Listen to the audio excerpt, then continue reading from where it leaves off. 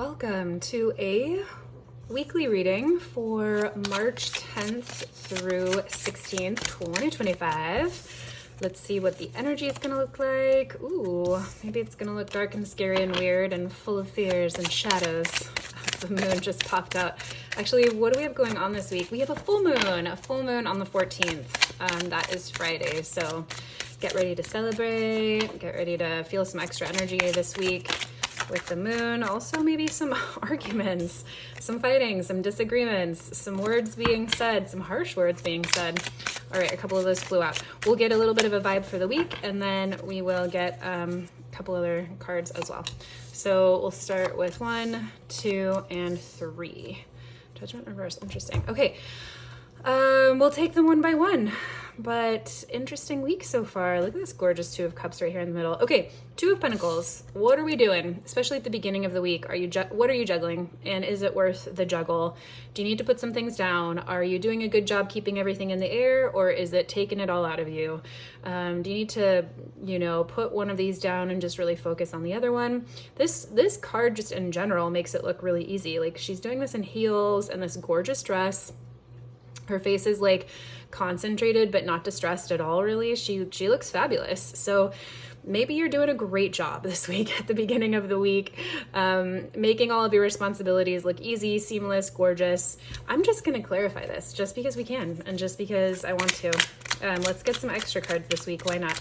So this first card here at the Two of Pentacles, what else is going on? Let's dig a little deeper into this Two of Pentacles and see what would be most helpful to know about this energy as we start the week.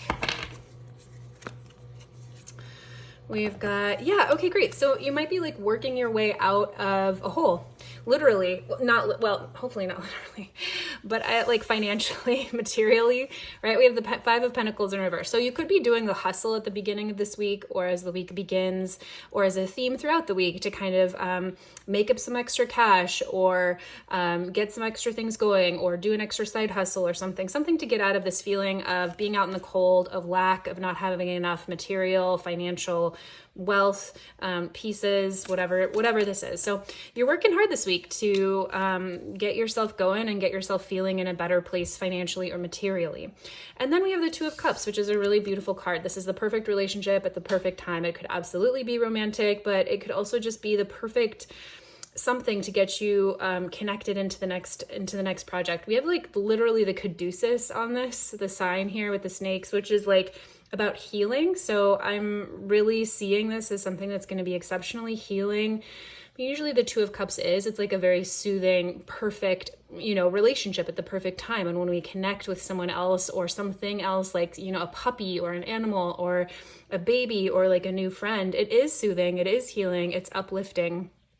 And it could be someone who might be a little bit of like your opposite or like a perfect counterpiece or puzzle part, right? We have like one person in the water, one person on land, one person in a dress, one person in these shorts, one person in like boots, one person in these like really sweet, lovely pink flats, so it could be someone else that kind of counterparts you or fills in gaps that you don't have, even if it's like in business or if it is in relationship or romantic relationship. And anyway, this is a really sweet feeling. Let's see. Let's just because we can. Let's get a little bit of extra information about this Two of Cups. Is there anything in particular that would be helpful for us to clarify or know about this Two of Cups here for the week of March 10th into March 16th?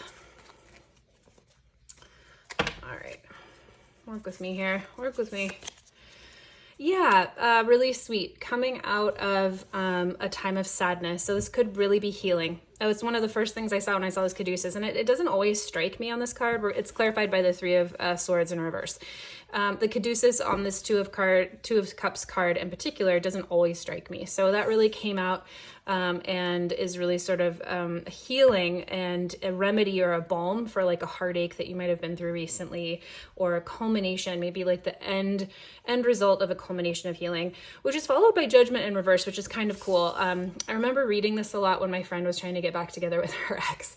She was like, are we gonna go back together? And it kept like, it pulled the Judgment card in reverse like a couple times over a few different months. And I was like, girl, there is not another chance. Like, to me, that's what I think of when I think of the Judgment card in reverse. It's like, there is not a second chance. There is not a revival of something that has been dead. There is not a, there's no second chance here, but it's for the best, right? So you might really be solidifying this by moving on this week. Like, say this is about a relationship, you could really be in the next chapter by really admitting to yourself or to coming into some real alignment that there is a lot of closure on whatever has happened. So you might be coming into a new relationship or a new iteration of life, but Judgment in reverse says there is no coming back from something that needs to stay dead or that needs to stay composting, right? For the next thing that needs to stay in the iteration you left it in. It's not coming back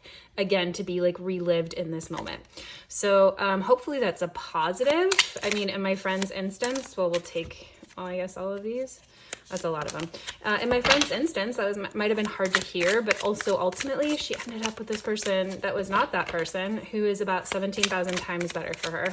And just like amazing, also a chunk of cards. Let's just get one, please. Let's get a clarifier for this Judgment in reverse here. So a really interesting week, kind of full arc of like juggling a lot, taking on a lot of responsibility. Is this one? No, that's a lot. Let me focus here. Let's clarify the Judgment in reverse and the Tower in reverse. Exactly. So it keeps you from this letting something die, whatever it is here, letting something go, letting it like really finally digest and like be done with, allows you to avert disaster that might have like happened again, right? The Tower is so fabulous when it comes in. It's spirit really saying like, you know, honey, you built something that's not going to last. I'm just going to take this away from you real quick. We're just going to break everything down so we can build something new. And I feel like when you don't this week revive something that you might have wanted to, like go back to another relationship or go back to an old job or go back to like a way that things were, when you really decide and see this week that something is perfect, moving on, even if it causes you to feel more feelings or whatever it is, you avoid disaster. You avoid having to go through another Tower moment of like Xing that out of your life again or going through the lesson again. So this is a really great week. Hustling up front here with some financial or like responsibilities and doing it in style, really coming into some very sweet connection energy here in the middle of the week with the Two of Cups. Absolutely new relationship for some of you if you want that, or like a connection, reconnection in your personal relationship, a leveling up in the relationship you have, or a new friend or a new work buddy, or like a new way that your heart is connecting with someone else on the other side. And a real moving on. There's like a real completion in a way that serves you here at the end. Let's go ahead and do, what are we looking at the beginning of the week versus end of the week? What can we really expect towards the beginning? So like Monday through Wednesday, Thursday, and then end Thursday through Sunday. Kind of just a timeline here.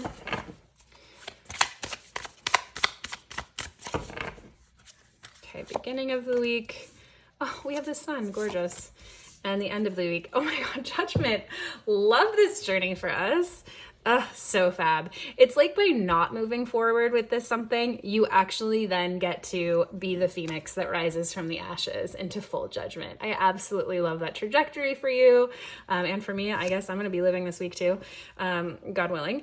So the sun, happiest card in the deck. Hopefully we really start the week out so strong, so beautifully, so happily, maybe like a lot of extra energy here, feeling self-expressed, feeling joyful, feeling great about your life.